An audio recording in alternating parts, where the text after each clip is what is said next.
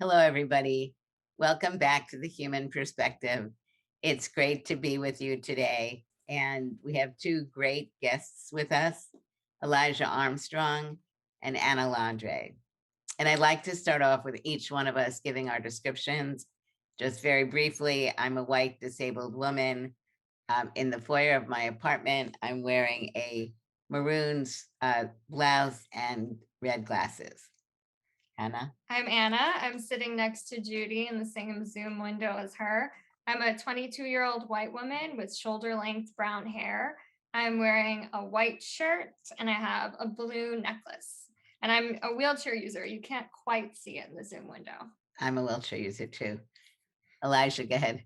I'm Elijah Armstrong. I'm a 24-year-old, lighter skinned black male. I have dreadlocks, which were just done a couple weeks ago, so they're coming down looking better than they used to. I'm wearing a light blue shirt that has an X-Men, what are they called? X-Men comic book cover on it. I've got some stuff in my background because we recently moved some chairs out of my aunt's house into this house. I've got like some chairs and random lighting in the background.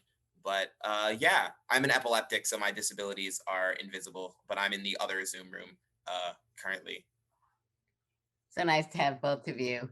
I've had the privilege of getting to meet and begin to know both Elijah and Anna, and they're wonderful. They're very creative. They're very forward thinking. And both of these people are change agents, and we'll see over the next number of decades the impact that they will continue to have. So, both of you had your disabilities when you were younger. Anna, you were born with yours, right? Mm-hmm. And Elijah, when did you know that you had epilepsy? I was diagnosed when I was in high school. I'm not sure if you want me to get into the whole situation right now, but just as like a brief rundown, I went to this school that was like ranked third in the nation. It was a public school in Jacksonville, Florida, where I'm from. And my junior year, the lights in my math classroom were flickering, and it literally caused me to have seizures, and I'd have to leave school and go to the hospital literally every other day. And my guidance counselor told me in so many words, in writing, that the school didn't do accommodations, and that if I needed one, I would have to leave for the integrity of the program.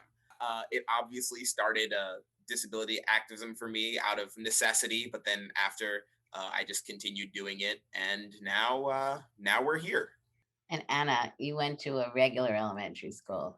Yeah, I was mainstreamed in public schools in New Jersey Pride. And I was diagnosed with muscular dystrophy with SMA when I was 18 months old.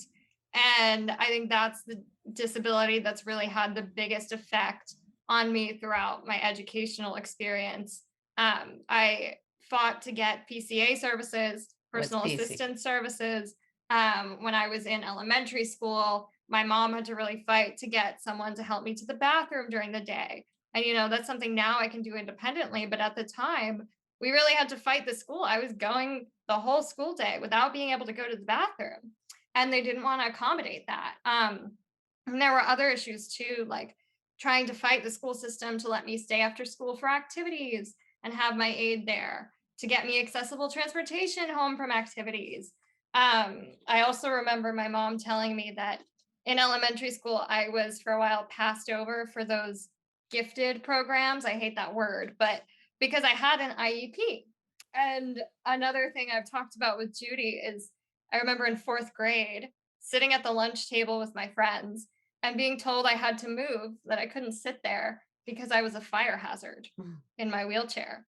But when you think about that, the fact that fire hazard is something Judy was called in the school systems like 50 years earlier, it's really striking how far we haven't come in getting past the fact that wheelchair users exist and take up space and shouldn't be punished for doing so. Yeah, and that the woman wouldn't have thought of a solution, but the solution was Right. you move. So both of you having had various experiences in elementary school, high school, when would you say you individually began to become an advocate for yourself? And when did you begin to think about the broader disability community and wanting to be working in the broader disability community. You want to go first, Elijah? Yeah, I had a 504 meeting on my 17th birthday that I will never forget, where they wrote so it was, man, pretty much everyone listening to this who has a disability can relate to at least having one just really, really terrible 504 meeting. And mine, the school literally wrote a list of my classes in order for most difficult to least difficult for me to pass. And the second, there were 8 classes. On the second to last one, they wrote that the idea that this is my second easiest class is grim.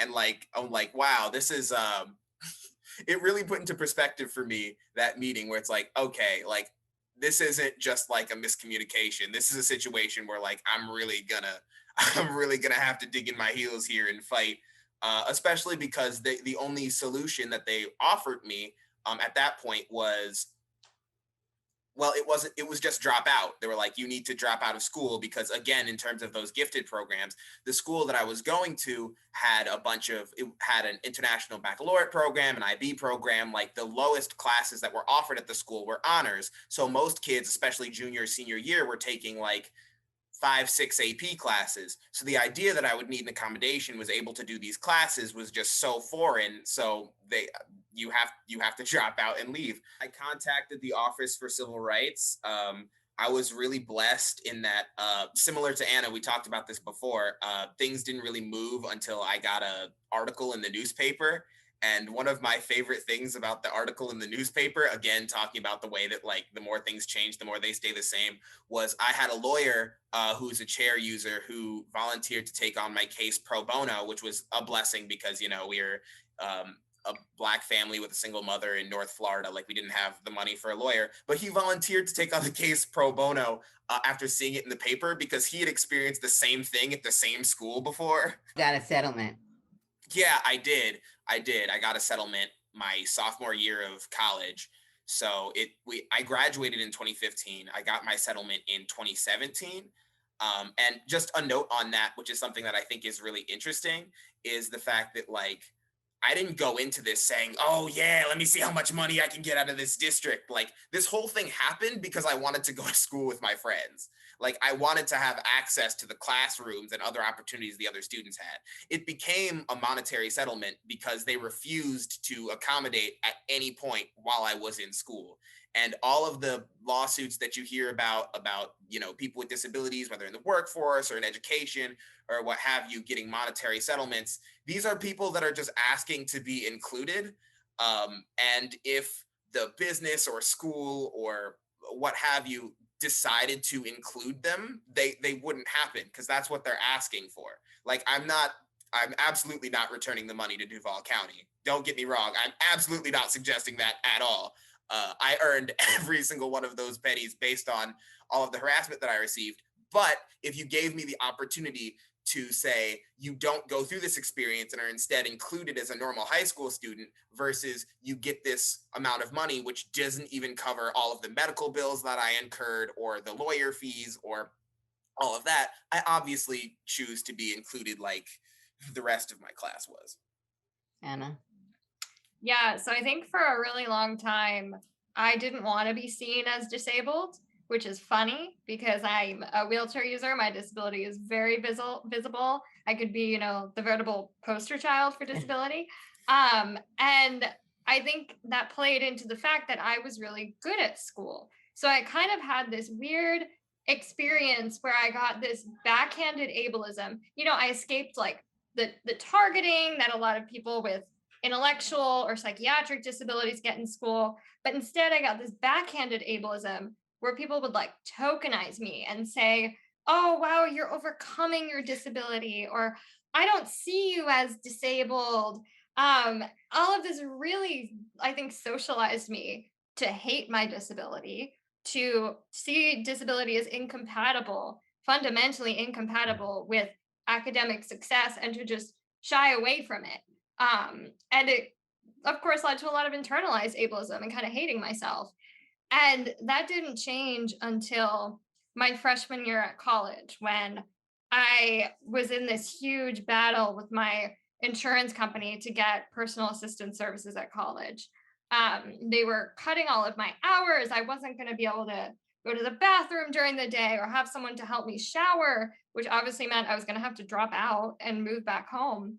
And I, like Elijah, went to the press. I was able to get some first local journalists, and then it even went on a national level and got covered about my situation. And immediately I got other disabled people reaching out to me about this same thing. They said, I had the same problem as you, and I couldn't go to college, and I couldn't continue having my job, or I couldn't move out of my parents' house when all of my friends were. And here I am now, 50 something years old, still living with my parents because I have to rely on them for care. And it was kind of this sudden realization that these issues that I had been facing my whole life wasn't just my problem or my bad luck. These were systemic injustices that a whole lot of people like me were facing. And the problem wasn't me. The problem was the system. The problem was these regulations that either weren't being followed or were discriminatory themselves. And I was angry. I was so just viscerally angry for those other people I had spoken to, for myself. And it kind of became, how has no one fixed this? People have been trying for years, but how has this not been fixed? I better work on this too. It might as well be me who fixes it. And I felt this also really big responsibility because I had gotten lucky. I had gotten my story into the news. And I always say that successes in advocacy are a mix of hard work, of privilege, and of luck. You can work as hard as you want. And if you're not like a sympathetic disabled victim, and if you're not just a little bit lucky, then you're probably not going to succeed. And that's really hard. But I kind of felt like I had to use my position to get more into this issue. And that led to, disability advocacy writ large. That's part of what made it so terrifying in my position as well, is the realization that like, if I hadn't gotten a lawyer who was willing to do this pro bono, then like I'm just screwed. I have to drop out. There's nothing else that I can do. And that's part of too, like reading all of these applications for the Heumann-Armstrong Award, all of these people who have like experienced such intense ableism in various aspects of education. It's like so much of this like only works out due to forces completely out of your control. Like I was very stubborn and hardworking, but I needed a lawyer to advocate for me, which you shouldn't need to get your legislated civil rights. But like so much of it is out of your control, which is part of what makes this so terrifying. And I think it kind of shows, we talk a lot about the importance of disability justice, the importance of looking at law as necessary, but also the need to go beyond law in our work into addressing the root causes of ableism, because the law is only as good as the people applying it. And the people applying it, sitting in those offices, the bureaucrats in the state of New Jersey, were ableist. They didn't think I deserved to be able to go away to college. And so they were going to do everything they could to make it so that I couldn't. Mm-hmm. And I think that's a really big issue that we still have to deal with, in addition to the laws on paper. So I'm wondering now, you're both on college campuses. What are some of the experiences that you might have had regarding ableism and disability? Are there experiences that you'd like to share with us of problems that you also were working on? I was on the board of the Disability Resources, Education Activism, and Mentoring Board, the DREAM board colloquially. And people had these challenges all the time of, especially because a lot of the accommodations that are needed, things like, for me, consideration for absences, because a lot of college classes are graded based on attendance. And my disability makes me sometimes unable to attend. A lot of times, those accommodations specifically are on a case-by-case basis. So your professor can like turn them down. And I know there are a couple grades that I had while I was in college that are lower because of those attendance policies where I had to miss because I was sick. But I mean, it all worked out for me.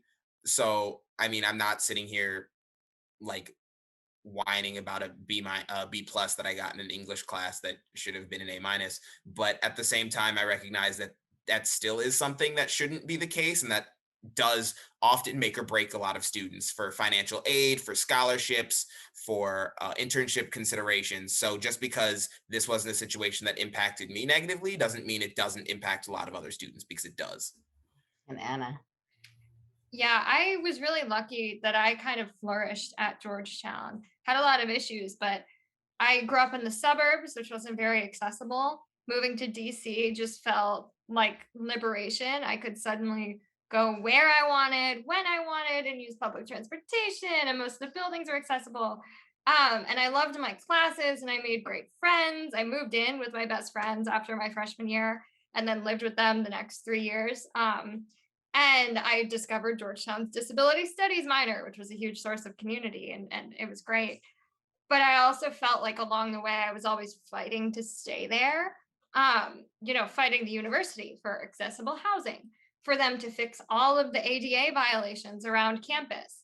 I was in hours upon hours of meetings about infrastructure and construction. And for the 4 years I was at Georgetown, I was basically their, de facto disability and ADA consultant, which I shouldn't have been. They should have architects for that, but no one knew what they were doing except me. So that was a lot of unpaid labor in order to make sure I could get into buildings. And I was also fighting for my personal assistant services, like I mentioned. And I was even fighting to be included by my peers. A lot of social spaces at Georgetown are really inaccessible, like virtually all of the housing. So, when your friends are all going to a party, I typically couldn't go. I even quit a club at Georgetown because they kept having like social hours and wine nights and game nights, and half of them were inaccessible. And I said, look, I don't feel like an equal or valued member of this club if my presence clearly isn't valued. And they, didn't do anything after I said that. And so I quit.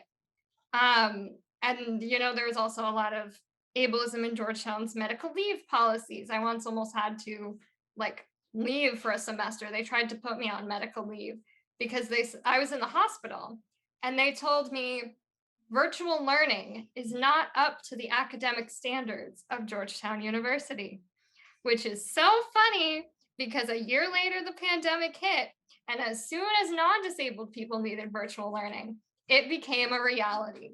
And it's not like we didn't have a system in place. We had Zoom. We used Zoom on snow days and times when a professor couldn't make it to class. But they told me, no, actually, you in the hospital is not an excuse for virtual learning. If you don't leave the hospital and get back to class by Monday, we're going to give you credit withdrawal. And so against all of my doctor's recommendations, I went back to class, and I was in pain and on a lot of opioids, which wasn't good for my learning either. But, that was something I had to do because of that academic ableism. Yeah. And while I was getting my master's at Harvard, the disability accommodations were super great. It was Harvard. So they literally would send the letters to your professors as long as you consented before you even got the class. So that was really cool. What I would say is that I'm much more skeptical. I also went to Penn State for my undergrad. I'm much more skeptical around the sort of work that they do around equity issues, but I would say the best way to describe it, I had a conversation with my friend who is a postdoc at Teachers College now, and it's even when they say that, and not just Penn State, I'm saying universities as a whole, when they say that they want to speak to disability, they'll invite someone like Judy. Not that Judy isn't, Judy is wonderful, you know what I mean? But it's very different when you're talking to someone who's been on the cover of Time magazine and served in 2 White Houses and has multiple honorary doctorates, or even me at this point. I've got a master's from Harvard. I've won the Hearne Award. You can Google me and stuff comes up, and you can see that I'm a respected disability advocate who's also not a current student here. So you can invite me in and say, I can tell you all about my experiences and all of the work that I've done in different places and all that's going on with the Heumann-Armstrong Award. But at the same time, there are students at the school who are going through the same thing right now. And are you going to amplify and listen to them? or are they going to experience the same kind of retaliation that the three of us received when we had to speak up as students ourselves? That's really the level of skepticism that I'm facing right now. Is like, it's a lot easier when the person's not currently a student and is already respected by outside spaces, which is a total privilege, and I'm glad to have it, because like, it's a way to help support others. But at the same time, like, it needs to come with supporting others. You can't just bring someone who's already acknowledged by the outside world and by other traditionally ableist forces and spaces, and then act like you're doing the diversity work. Thank you both very much. Look forward to hearing the great things that you will continue to do. Thanks, Judy. History won't forget us or try to minimize our pain, and so why